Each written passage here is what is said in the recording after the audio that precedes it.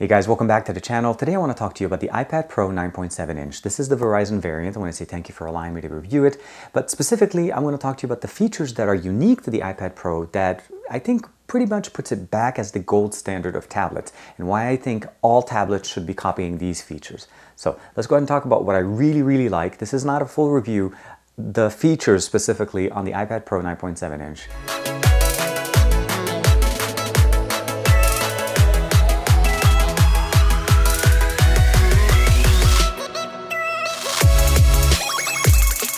To start off, we're looking at a feature set of right there. I think the 9.7 inch display is pretty much like the standard at where it should be. It's very nice, it's comfortable, you can hold it in two hands, you have enough bezels on the right and left side. Also, if you turn it sideways, enough bezels on those sides to be able to hold the device and not touch it. This is a fingerprint magnet, so please be aware that the more you touch it, the more you're going to see fingerprints. That's like number one thing on the standard right there. I think 7-inch tablets are great for more portability, but the reality is once you want to use a tablet, you want to have the most amount of real estate, and you also want to make sure that it's thin. And this device is extremely thin. You can see the only bump realistically that you see here is right there where the camera bump comes in. This is for the antennas as far as the Verizon system says. This is the 32 gig Verizon model. We do have to have the LTE antennas, and it has very good connections. I do like the fact that we have Touch ID. That's something that I really think has been missing on tablets, specifically that Apple has had this technology on many of their devices, just not really on their tablets. So very nice, very good. One of the things I really like about it is the display. Let's go ahead and go into the display and brightness. So the two-tone display. You really don't appreciate the two-tone display till you really use it, and you try to use it without it. And I've tried using this at night when I'm sitting in bed, I'm trying to catch up on my videos, reading some articles, and I turn off the two-tone display and I realize that it actually keeps me more alert, more awake, and keeps me, it doesn't really allow me to relax while I'm using my tablet. And it doesn't really adjust to the real, lighting around me. And you notice right now I have two bright lights. This is studio lights as I'm filming this video. And then when I turn it on, you'll notice that the display kind of gets a little bit of a warmer tone. And it does this all day long, and it does a really good job about it. So that's really nice. I think that this should really be transferred to many new devices, as I think it is really something that is needed in tablets. Tablets are very big displays, and if it's generating this much light, this much blue light at you at night, it's going to keep you up and you're not going to be enjoying it as much as you can. The next thing I want to talk to you guys about is multitasking. So this is something that you want to be able to do on any tablet. Android does a different way of doing this, where at least with Samsung tablets you have the ability of doing split screens. Now, for me, because this is a 3G enabled device, I'm able to use, obviously, so this is, obviously, this is Pokemon Go. I'm able to go out, I'm able to take pictures with it. I'm up to level 9, so hopefully I'll be able to go higher. But this is something that you cannot do with most tablets, specifically iPads. And then the ability of just going in and switching. Let's say I want to go to Chrome. I want to open up and I have a Chrome here. This is just a tab. I was at the Amazon store. I can bring it in and I can stay within the Amazon, the Pokemon Go game. I can see where the Pokemons are, I can interact, double check. But the main benefit here is I'm able to actually scroll and just go straight, and I'm able to interact with both of them. We'll open up Safari. So I'll go ahead and open up Safari, and let's say we're going to do this. I want to open up Amazon at the same time. I'm able to open them up at the same time. So you notice now two screens are going, but the beauty of it is when you're able to do it this way. So we'll close it, open it up on the side, and I'm able to resize it. The ability to stay within Ronald McDonald's website. Now I was doing some donations here before, right after, and what I want to do here is I'll be able to still want to browse Amazon. Now this isn't limited to Amazon. I can swipe down from the top, and let's say I want to switch over to Twitter. I'm still engaged. I'm working on my tablet. I can watch videos here, and I can do whatever I want, and I can still go back here and interact with Twitter. I can swipe down, and I can bring in other applications, go into photos. I can look at the photos here. I can bring back, and of course, if I'm done with it, well, we'll just go ahead and bring it back. It goes into full screen, and I'm able to use it. Very nice, very functional, and it swipes from the right, and then you can just swipe down and change the different applications that you want to go with. And I really like this process. Now, it doesn't do the split screen on everything, but I think it does it good enough that we're able to use it, and it makes it functional.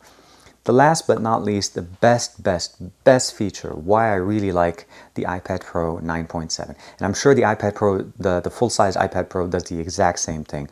If I go under my account, and I'm going to go for offline videos, because I downloaded one video for specific, so I don't want to worry about buffering. This is a video, it's playing on a tablet. Be aware, there's 4 speakers here. The mids and highs are going at the top, the lows are on the bottom, so these are kind of like our subs, and these are our tweeters. And the video is running here. Now, Normally, this is how most tablets are. You listen to them, they'll give you a nice sound experience, but not the best. So I'm gonna show you guys how loud this thing can get. So I'm gonna go back here. This, again, for copyright reasons, I'm not gonna be able to play the entire song, but I wanna get it to the point where I know where is it? And here. So this is about the time where they're gonna start dancing, but I want you to listen to how loud and how clear this tablet can get.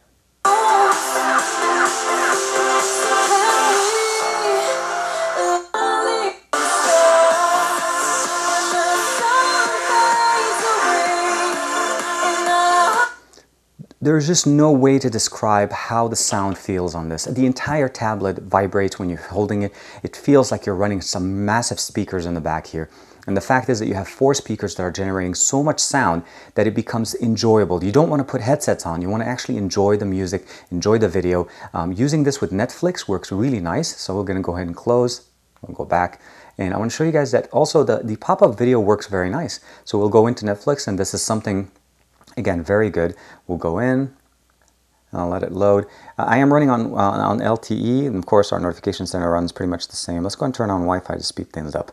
And one of the other things I want to make sure you guys are understanding is this is LTE connected, which means if I'm out and about, it's going to work and it's going to give me the same experience. So as soon as the video starts,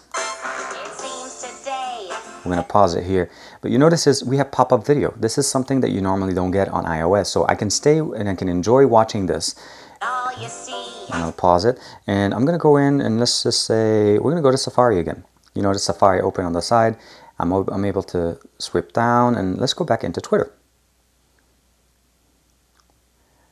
So I don't know if you guys have realized this, but I'm watching a video, turn it off, switch, I'm interacting with Twitter. 3 things running at the same time: video playback, switch, split screen. Very, very nice. I think they've done a really good job on this. The sound is amazing. I'm able to enjoy my entertainment exactly to the way it was designed. LTE speeds have been great. Let's go ahead and go to speed test real quick. I want to show you guys some of my results. In my first test, I was running it basically this morning, and it was running at 30 megabytes down. That's 30 megabytes on a tablet running LTE on a very strong network. Those are the things I wanted to feature for you guys, because honestly, when I use it on a day-to-day basis, these are the things that stand out to me. These are the things that I can't get right now, at least, either from a Chewy tablet that I recently reviewed, or even when I'm using my Galaxy Tab. And that's one thing that I really like. I like the Galaxy Tab. I like to customize it. But for true media consumption, for just media consumption and using it as a tablet, really, audio can't be beat. The picture quality can't be beat. The picture-in-picture and multitasking, I think, is truly a good representation here. It's smooth. It doesn't stutter. There's no concerns about that. And having the ability to connect to this outside as well as inside with Verizon network is really nice. As you saw, I was able to go up to 30 megabytes down or megabits down. And that's ridiculous for just download speed, just to be able to enjoy content. So really, really good. I think they hit it out of the park. And again, it is the cornerstone of the standard now that everybody should be using to set up their new tablet. 4 speakers should be a must. Audio quality should be great. If you're going to enjoy something this big, you need to be able to enjoy the audio, and it has been a blast. Touch ID, I think hopefully we'll get the next version of this with the better version of Touch ID, as this version is more comparable to the iPhone 6. It's fast, it's just not as fast as the iPhone 6s Plus that I have. And of course, just getting better integration into the new UI. And as you guys know, with the beta of the new OS, we're going to get more features coming in. So really excited about some of these things, and hopefully we'll get more and more functional things out of this. As usual, let me know what you guys think in the comments below. Thank you very much for the support. And again, thank you to Verizon for allowing me to review this. This is TK. I'll see you guys in the next one. Initial thing, it says let's get started. Swipe left for widgets. So we'll go ahead and swipe to the left. Front-facing camera. Fingerprint sensor is at the bottom. And again, this isn't a button. It's